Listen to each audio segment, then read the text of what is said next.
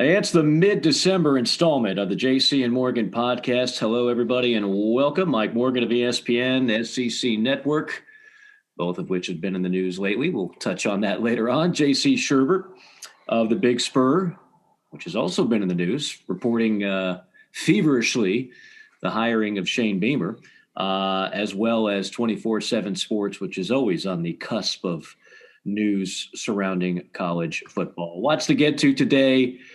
First off, JC, how are you? How you feeling? I know you're battling colder conditions than most of us listening today. How you holding up? Doing good. I got a trip planned, I guess, first week of January, kind of a surprise thing that with the kids and the girlfriend down to warmer climates, but then hopefully going to even warmer climates in March. So I'm holding on to those. And I've still got to build my indoor turtle habitat. Yes. Which I told the turtles they weren't going to have to hibernate this year. So that's going to be tropical. It's going to have palm trees and a light, a heat lamp, and a waterfall to where I can kind of feel like I'm at a resort even when I'm here in Illinois. That's impressive. Of course. I know. Wouldn't have it any other way. I always knew it'd be of a reptile of some kind. So kudos to that. By the way, I'm doing this, you and I are cut from a different cloth. I think I'm actually in a lot of ways the odd bird. I think some people might guess the opposite, but I'm most productive. Like I've got a number of things to prepare for this week, including tomorrow. I've got a doubleheader of basketball, really good matchups. Clemson, Alabama. Sounds like a great football matchup, and it could be again. And Auburn, Memphis, a doubleheader here in Atlanta at the State Farm Arena. So I'm, preparing for 4 teams there, and then I've got other things and going on, and I've got this podcast and this and that. So when I'm knee deep into like prep work and stuff, I don't like silence. Right? You know this about me. I have the TV on. And, of course, if there's a sporting event, then that's on. That's a no-brainer for me. There's not really anything going on as we're recording this in the midday on a Friday. So I get a plethora of movie channels, and that's my other fallback. And I will watch the same movie 1,000 times if I like it. So I'm searching, and it's like, okay, anything with The Rock, no thank you. A movie about aliens, no thank you. A remake of a comic book movie, no thank you. Oh, Jaws. Okay. And I was thinking about this. How many times in my life have I actually watched Jaws? Not necessarily cover to cover, but like at least, 30 minutes of it in a given day. And I'm guessing it's over 100. What would be your most watched movie? For a lot of people, it's The Godfather, it's Goodfellas, it's kind of the gangster theme. And I've seen those a bunch too. And if you're talking comedies, any John Hughes movie. If you don't know who John Hughes is, Google it, because he's the Martin Scorsese of comedies. That man made Vacation, Christmas Vacation, 16 Candles, Breakfast Club, Planes, Trains, and Automobiles. He might have made Home Alone. I have to double check that. The guy was friggin' brilliant and never gets enough credit for his brilliance. He died about 10 years ago, and I thought it kind of fell under the radar. But so if you take comedy out of the equation, Jaws would be my number one. I'll just throw that out there before we get knee deep into college football. You say got to take comedy out of it. Okay, this is going to sound weird because it's not like my favorite movie or anything. But I'd say not Braveheart. Braveheart probably is my favorite movie. I'd say Independence Day. Wow. That is a guilty pleasure of mine. Like if I'm just sitting around and don't – because I'm the opposite of you, Mike. I won't watch movies over and over again. I will watch them once in the theater and then maybe go back later and watch. I always want to kind of see something new and stuff like that. And so I'm not a big like over and over again guy. And I like radio silence when I'm working and prepping. And so it's so we are different. Yeah, you're the normal one. But I've been asked, and this goes back to when I was in college and studying for an exam, and I'd have like JFK on in the background. Like, dude, how are you retaining? Yeah, because how do you? Because you got to think about JFK. You can't just Can't just rock it and roll it. By the way, Joe Pesci and JFK underrated. And also one more little PSA: if you haven't seen The Irishman, it's a long movie on Netflix, but Joe Pesci shows you like a different side of him. Like Al Pacino's in it as Jimmy Hoffa, and Pacino's the big demonstrative guy that talks and stuff like that. And dude, Joe Pesci's just kind of like, I don't know. He's very like quiet, like silent assassin, weird, that kind of thing. So Independence Day, and I'll tell you who makes that movie for me. Number one, I learned what plausible deniability meant when that movie came out when I was in high school. 2 words, sir, plausible deniability. So I use that constantly, especially covering coaching searches. And that's number one. Number two, Robert Loggia makes that movie. Give me the Secretary of Defense. Then wake him. They're preparing to fire their primary weapon. He makes it. He makes that movie. Robert Loggia makes that movie. Who was in Scarface, another movie I've seen 100 times. In Scarface, and also was Coach Wally Riggendorf in the epic comedy football classic Necessary Roughness, which also starred Kathy Ireland. He was the original female kicker long before the girl from Vandy. But worldwide, Kathy she was kicking field goals. She wasn't just squibbing it. She's kind of like Marissa Tomei in that she's aged really, really well. So, but yeah, that's probably Independence Day, the first one. I've never even seen the end of the second one because I fall asleep because it's. I never even saw Independence Day, the first one. Oh my God. I know. Well, when you watch Last Chance U and the 100 other recommendations, then I'll watch Independence Day. Don't watch the second one. Watch the first one. It's really good. Will Smith, Jeff Goldblum's in it. Fair enough. It's but Loggia is awesome in that movie. Loggia is great in everything. Then wake him. I'm going to make the most awkward of transitions. At least I now that the thought might. Oh yeah, because the college football podcast, I promise you, begins now. That was a quick aside. Yes. Do you remember when we were going through, and these were some of our most listened to podcasts? This time of year, our numbers spike for a lot of different reasons, and coaching searches are just gold. They're gold for people like you, JC, that run websites. They're gold for talk shows in those particular markets. They're gold for podcasts like ours.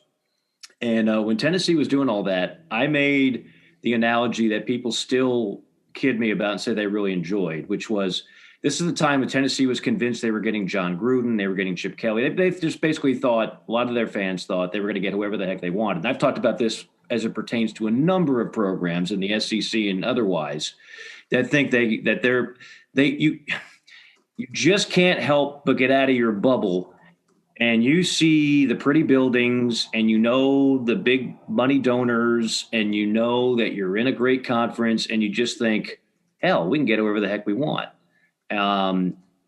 Texas, for crying out loud, which has more money than anybody, right? And they have their own network, for crying out loud. They thought they were going to get Urban Meyer, and Urban said, no, I'll just stay on the TV desk. Now, I know a thing or two about TV salaries, and I'm sure Urban does quite well at Fox.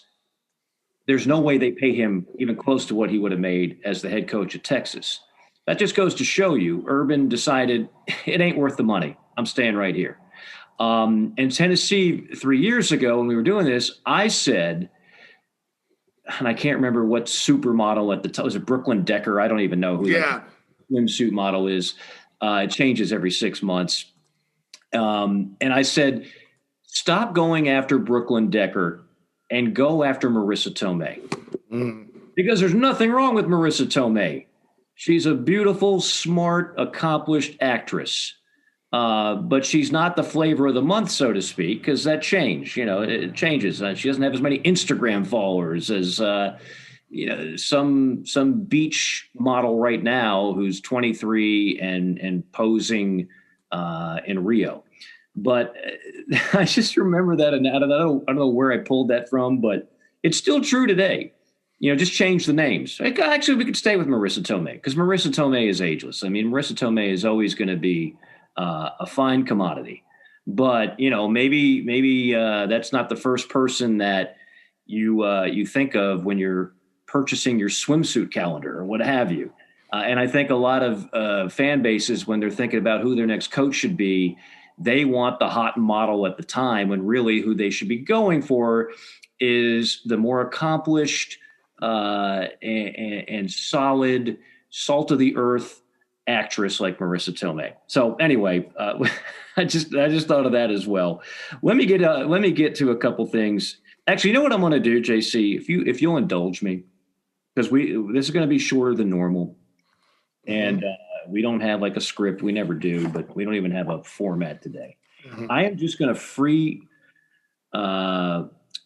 what do you call it? Like when rappers just freestyle. Freestyle. I'm just going to freestyle some thoughts that I've had this week, and then you pick up wherever you want to go from there. Sweet, I'm all for that. I love that style.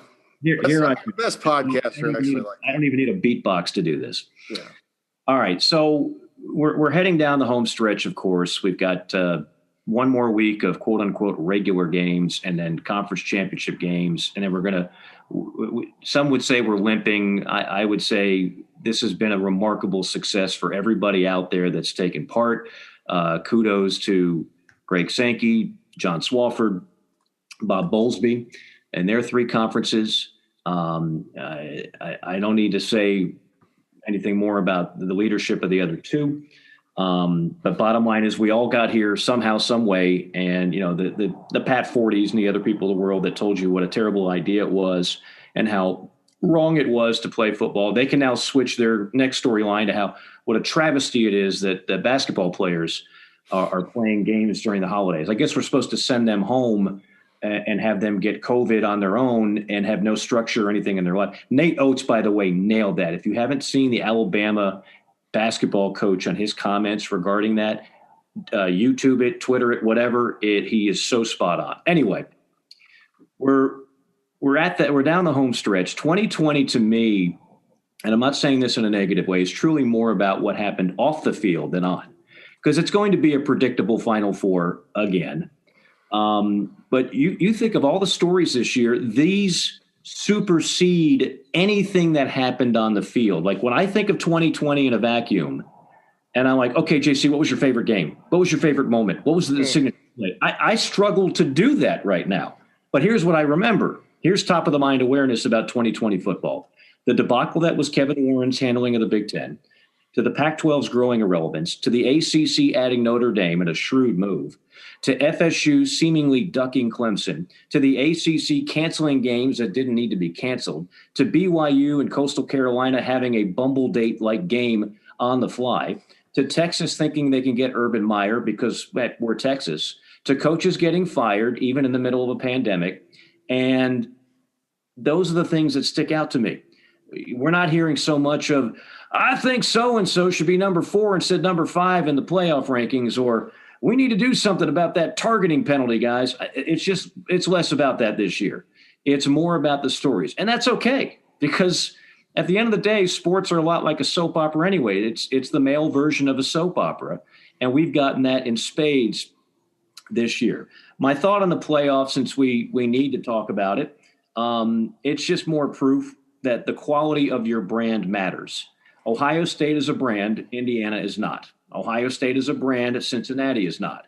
Ohio State is a brand, Coastal Carolina is not. And so this is not a big puzzle or mystery, and it's not worth spending 3 hours a day arguing or debating it. You all knew this was going to happen.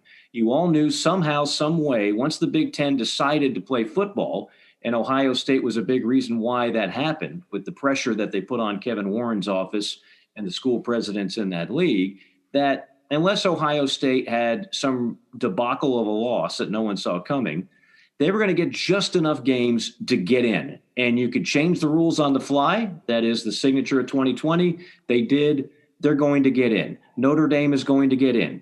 Clemson, if they beat Notre Dame, is going to get in. Bama is the best team in the country, and they're probably in with a win or a loss. So Ohio State gets in with a Bama win. I mean, that's it. This is not that complicated. If Florida beats Alabama, they're in.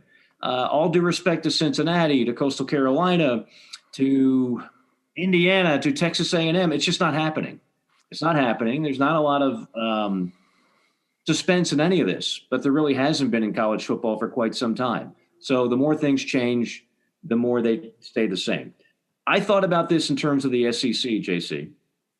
Say that 5 times real fast. How many fan bases are actually happy with their season this year in the Southeastern Conference? Alabama has no reason not to be happy, right? Two of them. Two. Yeah. If Alabama loses a game, then they're miserable. Yeah. They haven't lost, so they're happy. Mm-hmm. Florida, I think certainly that fan base, considering the 10 years of drudge and trudge of the Muschamp era, and then the McElwain era, and then the way the Urban Meyer era ended, and all that, and no passing game, and they all of a sudden they've got something to cheer about, and they're probably not going to beat Alabama, but they got a shot at it, and that's for Dan Mullen to be able to do that in year 3. You got to be happy if you're Florida. I think A&M's fan base is pretty doggone happy. Yes, they lost to Alabama again. Yes, the game was pretty much over at the half. They're just not there. But they're in the conversation. They're in the top 10.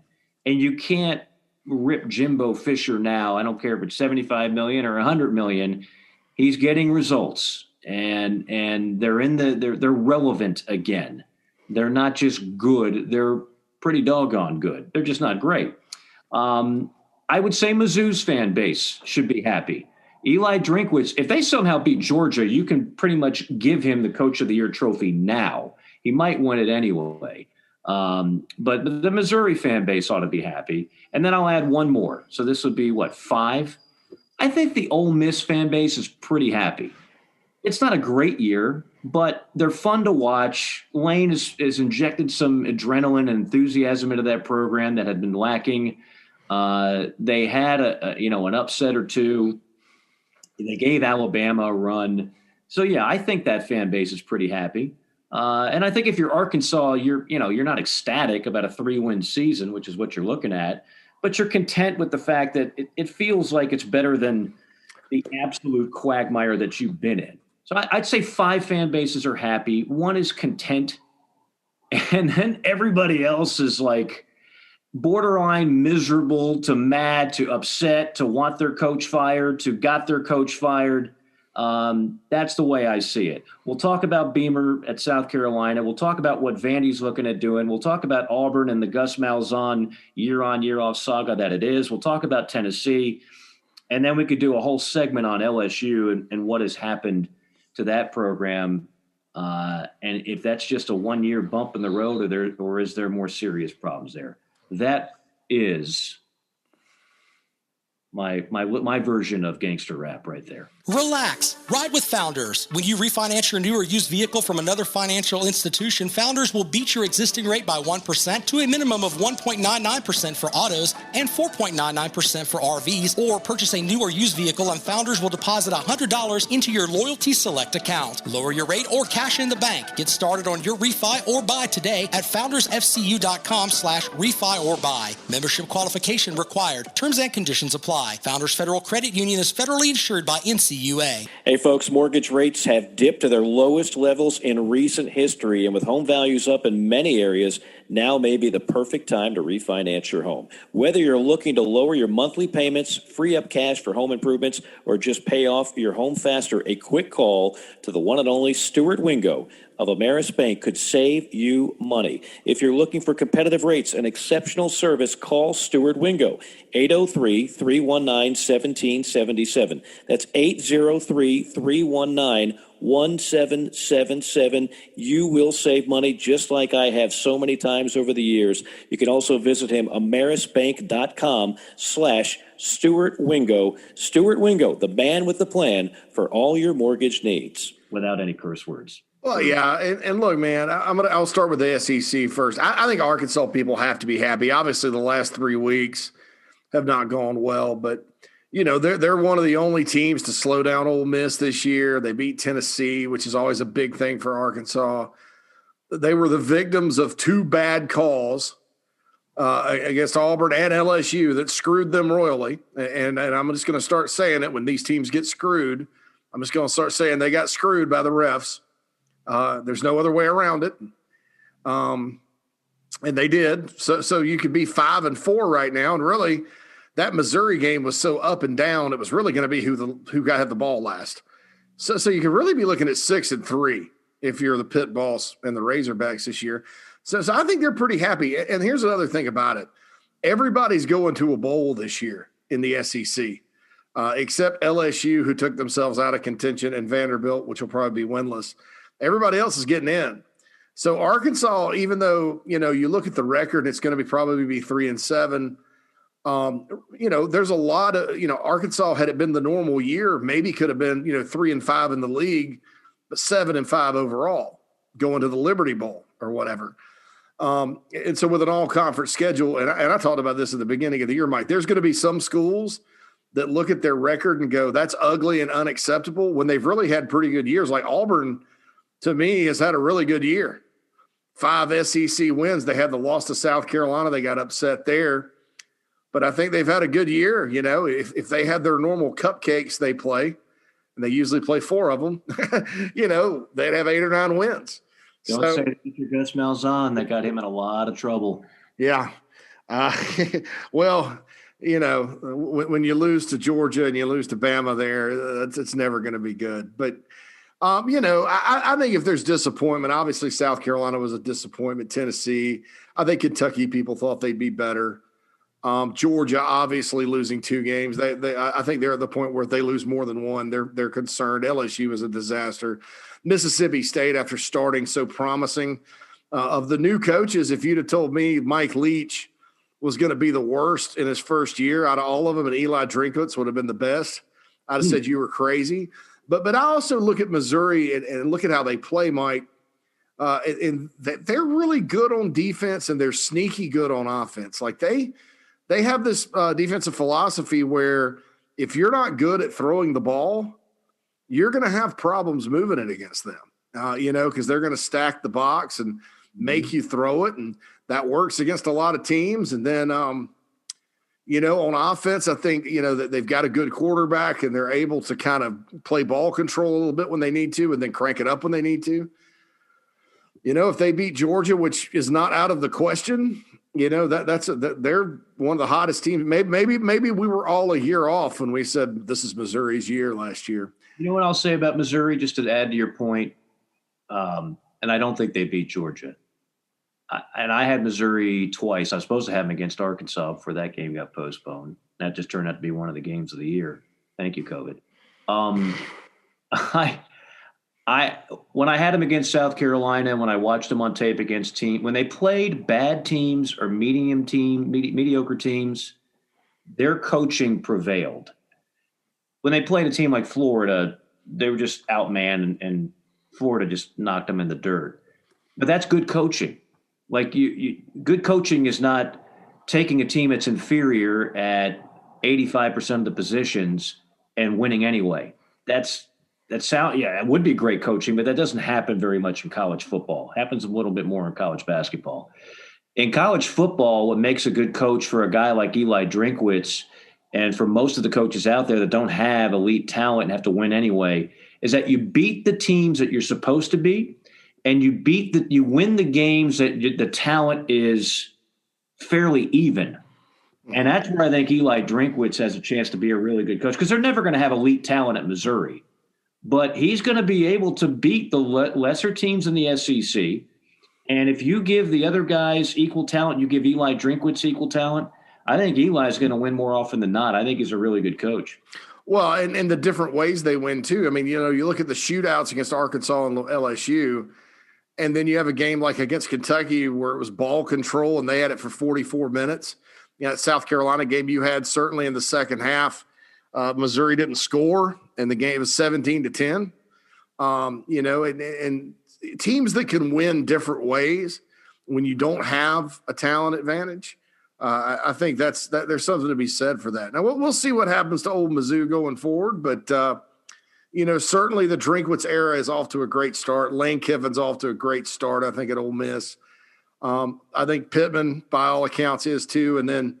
Mississippi State, I think Leach has to kind of get his guys in place, and then we'll see about them. But of the 4 new coaches, you can't really argue with where Missouri's at right now.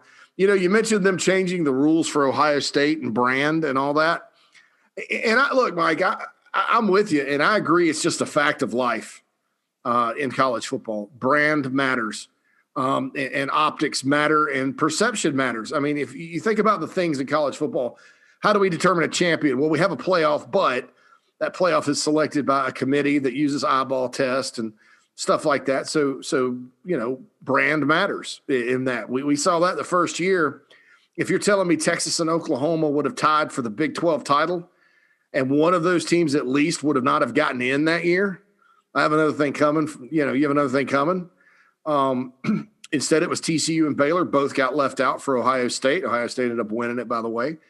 But, brand does still matter. And I think what we have to ask ourselves is, though, and Dabo Swinney made a good point about this. He's like, I'd have a hard time, leaving a 9-1, 10-1 Texas A&M team out for a team that's only played 6 games.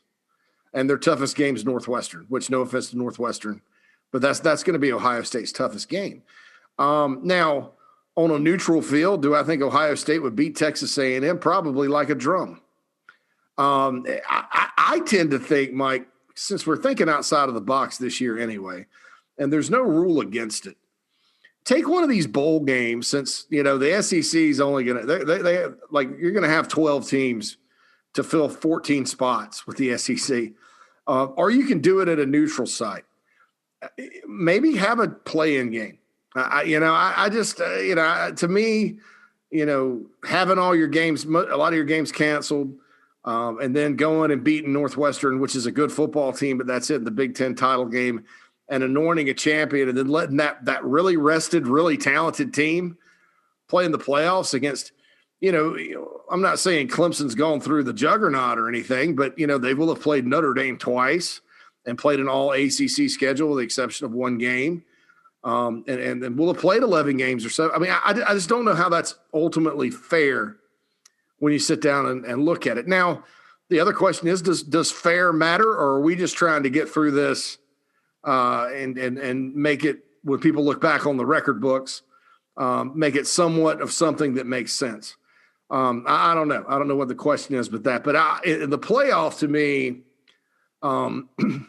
since we're scheduling games on the fly, I think they should have some sort of play in. But they don't really seem like the type of folks through this whole thing that have wanted to think outside the box. I think there are a lot of outside the box thinkers that have done some good things. Not the old playoff, college football playoff, though. And I think it's probably because they don't want to set the precedent or whatever. But I kind of agree with Dabo. I mean, whereas I know Ohio State's one of the best 4 teams in the country, they really have not earned it this year through no fault of their own. And other teams have earned a lot. So that's kind of that. It's an excellent question. And like I said, Ohio State to me is one of the top 4 teams, probably one of the top 2 teams in the country. But you can't sit there and really say with a straight face that their resume is anywhere close to some of these other teams that have played the whole season. Now, that may not be their fault. I think we all know whose fault that is, because Ohio State was willing to tee it up and kick it off in early September. So maybe you give them a pass, but I think, Dabo Swinney does have a point that, you're going to let this team in with 6 games, only played 6 games, and you got other teams that have gone through the gauntlet and gone through the rescheduling and COVID and everything else that are probably going to come out like 9-1, 8-1, so how is that fair? So that's my little spiel on that. I want to make this abundantly clear. I don't think this is right. I just think it's reality. Yeah. So when I was freestyling there, did you like my freestyle, by the way? I thought it was pretty fresh. I like your use of alliteration just there better. I don't think it's right. I think it's reality. It's great alliteration. Yes, absolutely. I don't think this is the way we should do it. I hate when people say, well, come on. I mean, they're clearly one of the best 4 teams. Anybody with eyeballs can see that, the eye test. Look, how many times have we seen in college football where the team that everybody thinks, forget about it, is one of the best 4, in very many cases thinks the best overall. And you just kind of sleepwalk through that November schedule and you look at it like, well, they're going to win this, they're going to win this, they're going to win this, they're going to be a double-digit favorite in every game. They're going to be the team playing for the national championship. And it didn't happen. I mean, it didn't happen to Southern Cal in 2006. Oklahoma had some teams that people were saying were one of the best of all times, and they'd stub their toe. You go back years and years. Remember the Big 12 championship game when Texas beat Nebraska? One of those Tom Osborne, just super juggernaut teams that had already won 3 national titles in 4 years. And Mac Brown took or was it Makovic? Who was that? In 96 when Texas upset. Was it Texas upset Nebraska in 96? Well, yeah, but who was the Texas coach? That was still Makovic, I think. Yeah. Makovic. I'm giving Mac Brown too much credit. And they had a key 4th down play that shocked the world there. To the tight end, I remember that one. Remember Rich Rodriguez's West Virginia team? Lost to Pitt, yeah. That team was unbelievable, and their quarterback was so dynamic, because we don't know how to use any other word to describe a quarterback. Dynamic. And they lost to Pitt. How about the SEC championship game in 2001? That Florida team with Jesse Palmer, Spurrier's record-breaking offense, and they lose to Tennessee, who ran all over them. You can't predict these things. Yeah, and then Tennessee was in place and ran into Rohan Davey and Matt Mock and Nick Saban at LSU in the championship, and they lost. Right. And Kansas State against Texas A&M in the Big 12 title game, I think when they had Michael Bishop. It was the Michael Bishop year, not the L. Roberson year at K-State. They were undefeated, ranked number 1. A&M beat them by 3. And K-State ended up in the Alamo Bowl. Exactly. So my point is we don't know that Ohio State, as good as they are, and all the 5-star recruits and all the guys are going to be drafted high, we don't know that they're going to win. If they had 5 more data points like these other teams, you can't sit here and guarantee me they were going to win all 5. That's the beauty of college football. Mm-hmm. However, in 2020, we were never going to have the equal amount of data points. And we were going to have people in a room that were going to have to make this decision. And at the end of the day, they went with brand. That's it. Mm-hmm. Now, the only way Ohio State wouldn't get in if it's brand versus brand. So let's say Florida beats Alabama, not even in a close game, but by 2 touchdowns. Again, I don't think it's going to happen. Let's just say it did. And then you had that situation where Notre Dame and Clemson are in, and obviously Florida would be in. Brand versus brand, Alabama gets in over Ohio State because Alabama has more data points. They deserve to be in. But if it was Indiana and not Ohio State that we're talking about, let's say Indiana won that game against Ohio State, and we're talking about a 6-0 Indiana team. Do you honestly think they would get into the playoff? No. So it's a brand deal. And, life is not always fair. And again, I'm not supporting this. I'm not one of those saying, well, we just want the 4 most talented teams. That's the bottom line. No, that's why we play games. That's why we don't just call this scout combine. It's not just talent. You look at Georgia, and look, Bulldog fans, I know you listen, and I'm not trying to bash you, but your most quality win is over Auburn this year, and yet you're ranked 8th. And I think this is another way, and look, I've made a good living off recruiting rankings, and I'm not trying to bash them, but that should never be a data point when you're talking about a team on the field.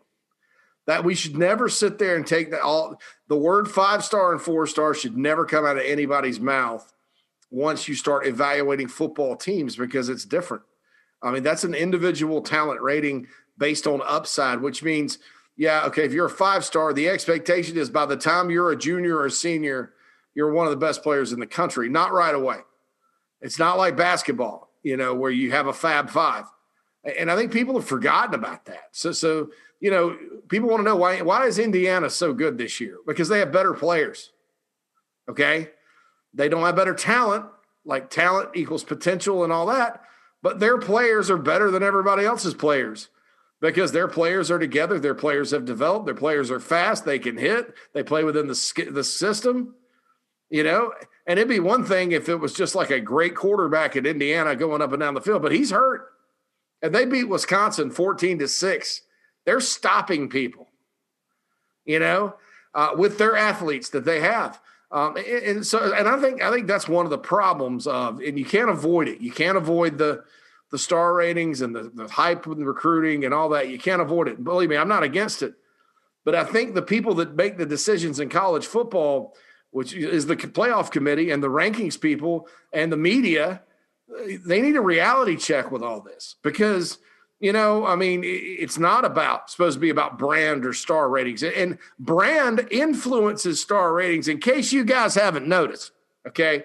In case you guys are living under a rock, brand does influence star ratings. I'm not saying that certain schools get higher ratings. I'm saying when you sit there and you're like, this kid has offers from Notre Dame, from Tennessee, Florida State, Miami, Texas, and Southern Cal. Those are 5 impressive offers, and you're going to look at that kid more and give him more of the benefit of the doubt. And those 5 schools I just mentioned have done jack squat on the national stage lately, okay? But it still means something. So brand does feed into all that, and it ends up being kind of circular. I just don't think at all, with as many advanced metrics as we have these days that don't include things like star ratings and recruiting rankings, with the way you have computers that can break things down and all that you can't get better data points and actually try to scientifically have some guidance as to who deserves to be in and out. And that's all I'm going to say. I agree. I mean, the old joke used to be, how do you go from a 3 to a 4-star or a 4 to a 5-star? Just tell everybody Notre Dame gave you an offer. And then I'll do an extra star next year. That reality goes back 20, 25 years. So some things never change. Before we get into the coaching carousel, I do want to reiterate and remind everybody this is a good service for everybody as we head toward the holidays, because everybody loves gifts. Good way to get good gifts is to save money. A good way to save money is to take advantage of these mortgage rates, which have dipped to their lowest in levels and lowest levels in recent history. Don't know how long that's going to last for a myriad of factors, so you want to go ahead and jump on it while you can. You need somebody who you can call. It's going to take care of you. Use the guy that I have for 20 years. Multiple times I've used Stuart Wingo, both during my time in the Carolinas and here in Atlanta. If you're looking for lower monthly payments, if you want a free cash up for home improvements, if you just want to pay your home off faster, Stuart Wingo has the answers to all of those things. Give them a call, 803-319-1777. That's 803-319-1777. That's Stuart Wingo of Ameris Mortgage. I promise he will take terrific care of you. All right, JC, I guess we talked a bunch about the South Carolina job last time. That's been filled, of course. So now you've got Vanderbilt. And this is one of the most unique jobs on the planet. We'll finish today's podcast with the latest news on the SEC TV contract, but I can just tell you, every school is going to go from $43 or so million a year to $60 million. That's just TV revenue. That's before a single donation. That's before a single ticket is sold. A lot of people still don't realize that $60 million doesn't just go to like Alabama and LSU and Georgia, and then the second tier, maybe they get $38 million, and then Vanderbilt gets 12. No, Vanderbilt gets every bit of $60 million in TV revenue that Alabama does, that Florida does, that everybody else does. So, as you look at this job, the biggest question for any candidate is going to be, well, how much of that $60 million are you going to actually put into football? Because the answer has been from everybody who's taken that job recently is not enough. And you hear some interesting names going on right now. What are your thoughts on the position overall? At Vanderbilt, I think it's a difficult job, and I think that they need to take a hard look at how are they going to be different and compete. And I think, when you think about it, I'm all for them. Like, when they were talking about Jeff Monken going to South Carolina from Army, I was like, that's to me, for that particular program, that would be given up. But I think that for Vanderbilt, that's a different story because you're always going to have trouble with athletes coming to Vandy.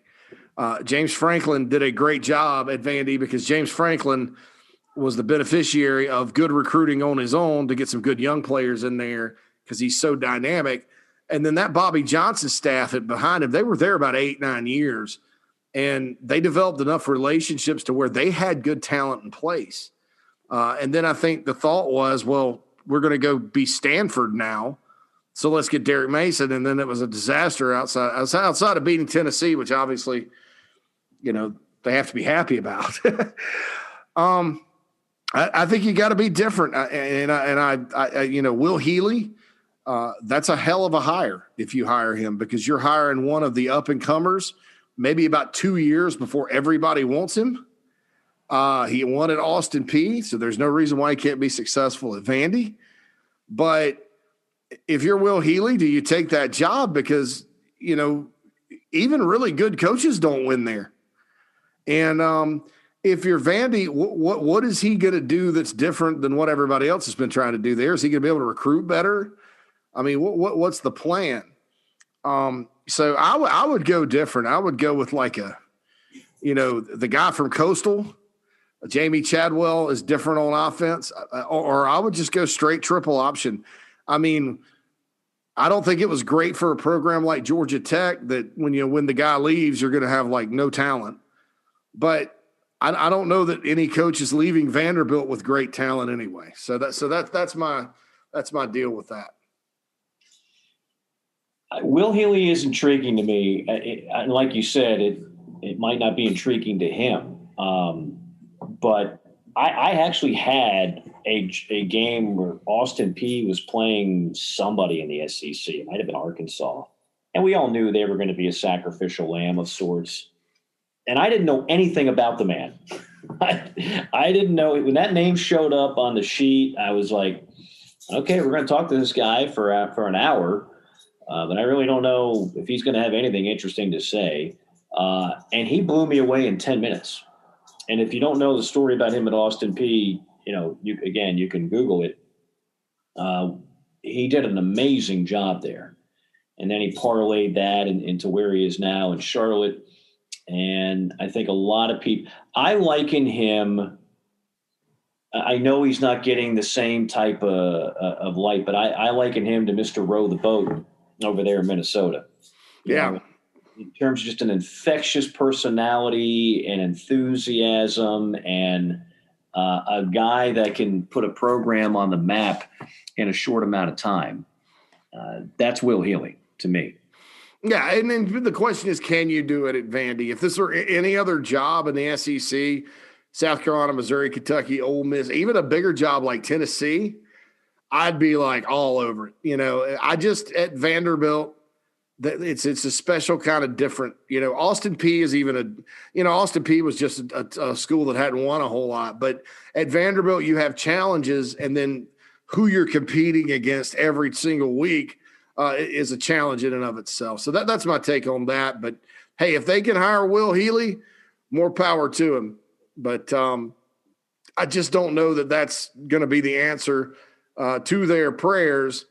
And that's nothing against Will Healy or nothing against Vandy. I just think they need to go in a radically different direction. I believe so as well. I'm sure you get these. I got a phone call the other day from somebody, and I still know a few people that are quote unquote close to the program at Auburn. Mm-hmm. And a guy says, "Mike, it's done, man. It's done." Said, regardless of what happened Saturday, the wheels are already in motion. And I told this particular person, I said, you realize I get this phone call every year. Every year I get this phone call regarding Gus at Auburn. And, of course, it's never quite that simple. It doesn't matter which big booster. I mean, it matters, but it doesn't necessarily matter enough to precipitate a change. So I'm not sure what's going to happen. I mean, clearly that is a fan base that is very disgruntled overall. I think on top of everything else, when Gus was already on the hot seat and pulled off the daily double by beating Georgia and Alabama. And I'm not talking about the miracle year. I'm talking about just a few years ago. And of course, at that time, Arkansas needed a coach. So Gus's agent, which now has become a household name in any SEC fan, Jimmy Sexton, he had him over a barrel and was able to get all kinds of things, $7+ million a year. And the buyout is $20-something million. And I make this point a lot. I made it to some South Carolina fans during the dismissal of Will Muschamp. Auburn fans don't sit there and sweat buyouts. I think that in today's day, and I just quoted the money for you. I mean, every one of these schools is about to get $60 million in TV revenue before a single ticket is sold. So the athletic budgets of all these programs, I mean, you're talking over $100 million in many cases. So if they really want you gone, they're going to spend the $20-something million to get rid of Gus. To me, the bigger question is not, can they swallow the buyout or not? Just like I don't think it's the biggest question at Tennessee. I think the biggest question is, who are you convinced you're going to get? Because as I mentioned at the top, there's been a cold bucket of reality water that's been splashed on a lot of fans' faces over the last few years that thought they could just get whoever the hell they wanted. Some of the names that you hear, Mario Cristobal, and of course, Hugh Freeze is going to be named for every SEC opening from now until Kingdom Come. But I'm not sure if either one of those are realistic. And if they're not, then who else is out there? I don't know. I think Mario Cristobal is a very interesting candidate if Auburn opens. And I've heard from more than just the big boosters about that. For somebody I trust, Auburn could open. Now we'll see if it happens. Because Gus Malzahn, I think one of the most surprising things pre-COVID about college football in general was that Gus Malzahn still had a job at Auburn. Auburn fired Tuberville 2 years after an undefeated year. They fired Chiswick 2 years after a national championship. They're not really patient. And they've kind of had this quixotic love affair with Gus for years, And this year was not a terrible season, but, you could kind of see some things start to develop. And you got to ask yourself, if you're Auburn, is it time? Is it really time, for us to just say, look, we're tired of – and for Gus too, look, I think Gus should have taken Arkansas. I think he's going to regret that because he's always, one step ahead of the posse. I know he's rich now, but I would have probably gotten out when the getting out was good. Mm-hmm. Now, that being said, I have a gut feeling this could be the year and that we may see it. And Mario Cristobal, to me, Mike, would be the perfect hire for Auburn. It's not a caged animal syndrome hire because those are usually that's like a Jim Harbaugh to Michigan kind of deal, or Urban Meyer if he would go to Texas. But it's a hell of a hire. I think he's got the energy to go in there because Auburn doesn't need much. They don't need much. They're just a little stagnated right now. They need a guy that's going to go in there and get them from where they are back to, a team that could do what LSU did a couple of years, last year every now and then. And anytime they're not, they're really good. So he's interesting because he's got energy. He's a recruiter. Oregon's very fortunate that Willie Taggart took Florida State, and I think he's got ties to the Southeast and particularly to South Florida, whereas now, man, Alabama's getting a lot of the top players from South Florida. Auburn used to hit South Florida pretty hard, and they were kind of the school for a while. Big time. Especially Broward County, where guys from down that way, if they did leave the state of Florida, they would go to Auburn. And he can turn that. I'm not saying – now, Bama fans don't need to think I'm saying – he's going to all of a sudden go beat Bama on all these guys, but he's that type of dynamic personality that could do it. And I think he fits. Now, Hugh Freeze, I think people connect him with that Auburn job just because, they hired Bruce Pearl. So, why not hire Hugh Freeze? And and that's a possibility too. But what you got to do if you're Auburn is, though, you've got to make sure, though, that it's one of those two guys. And even Freeze, I don't know if you compare his resume to Malzahn's that it's all that superior. You got to make sure you get a better coach. Yeah. You know, that you're not sitting there, you know, that you're going from Chiswick to Malzahn. And even though it brought you a national championship when you went from Tuberville to Chiswick, you know, you got to make sure you're not doing that right now. Mm-hmm. Yeah, no, I think it's going to be very interesting. And then I'm not convinced Tennessee makes a move this year. I don't know. I mean, unless you just are convinced that Jeremy Pruitt is god awful, to fire him after 3 years, it's not as if he took over a program in great shape. I don't know. And the only name that I hear there is Lane Kiffin. If they did make a move, I don't hear any other grand candidates right now for the Tennessee job. Which would be, I mean, yeah, and I don't see Kiffin leaving Ole Miss for Tennessee. I don't see him getting back in. Ole Miss is actually an easy. I said Lane Kiffin. I meant Hugh Freeze. Oh yeah. I mean, well, I still hear Lane Kiffin for Auburn. You know, they took Tuberville back in the day. They figured they could take Kiffin, but you know, that's just kind of it's going to be interesting, man. I'm with you. You know, I think Tennessee should make a move.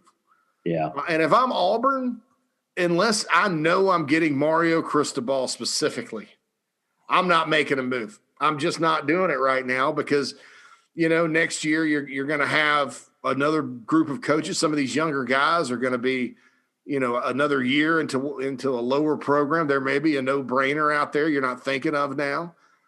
So why do it? I think that, you know, I think Gus is just fine to get you through. I think Tennessee, though, I mean, how, you know, are you just going to, I mean, because what if it's worse next year? What if they're like 4-8, you know, and then you're in an even bigger, I think they're kind of like where South Carolina was last year, to be honest, where you could justify it, but I don't think they will. Yeah, you might be right on that. I mean, I don't think Hugh Freeze is going anywhere.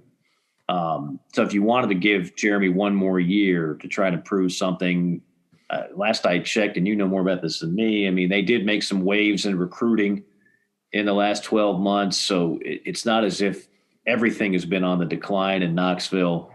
But yeah, I mean, if you think that's your landing spot, if Hugh's the guy, he'll be there. I don't think he's going to be, departing for another job this year. And to go back to the Cristobal thing, and I know we're short on time, so we'll wrap things up here in a second. I think it's a really interesting deal because if the Pac-12 was healthy, right? If the Pac-12 what it is what it was, is what I'm trying to say. Mm-hmm. Say 5-10 years ago, then I would go back to my default stance, which is reality check. Oregon has money and a lot of it. Oregon has the facilities. Oregon can compete. There's less pressure, quite frankly, at Oregon than there is at an SEC school. Like everything else in that part of the country, it's a little more laid back. And so path of least resistance, I'm Mario Cristobal. Why don't I just stay at Oregon? But geographically, it's more his comfort zone, the Southeast is. And at what point do you say, you know what, I'm a competitor. And the Pac-12 to me is just, yeah, it's Power 5, but it doesn't feel like Power 5. I feel like I'm ready to actually compete for games that everybody cares about and playing in a league that is a little more committed, so to speak. That might not sound fair to the Pac-12, and you and I have talked about this ad nauseum. We both love the Pac-12, love Pac-12 after dark, would love the Pac-12 to be what it used to be. I heard Rick Neuheisel going off today, euphoric about UCLA now becoming a Nike jump school, right? Mm-hmm. Yeah. Big deal for them. They got out of their Under Armour contract, and you know you can feel the breeze coming off the Pacific Ocean on the campus of UCLA. And Chip Kelly, if they beat Southern Cal, there might be a little bit of buzz. I want all that to be relevant again. I would love that. Just like I'd love there'd be more quality teams in the Big 12. but I don't know if I see it right now. I think the Pac-12 still has some issues, and that might be the one thing more than anything else that gets Mario Cristobal to jump if it's actually offered. Yeah, there's no doubt about it. And, here's the thing you got to ask yourself, Auburn fans. Gus is 66 and 33 or something like that overall, but he's 3-5 against Bama. He's beaten Bama more than any other coach. What if you get Cristobal and, you're going 10-2 every year, but he's 0-5 against Saban and then whoever takes Bama? I mean, I know that game means a lot. And Gus, that's the thing he's done best there is beat them. It's like almost kind of like Derek Mason, but with more winning. Derek Mason, the thing he did best is beat Tennessee at Vandy. But Gus has been able to beat Bama. And that they haven't lost at home to Bama in 5 years. So that you got to ask yourself at that school, what happens if you do that and then you lose your little magic against the Crimson Tide. Yeah. That'll be interesting. In terms of the games this week, as we wrap up, like I said at the very top, seems like it's more about the storylines right now. I mean, you look at the SEC, for example, the most competitive game will likely be Auburn, Mississippi State. I think Georgia, Missouri could be somewhat intriguing. Mm-hmm. Arkansas is a great story, but they're not going to be able to compete with Alabama.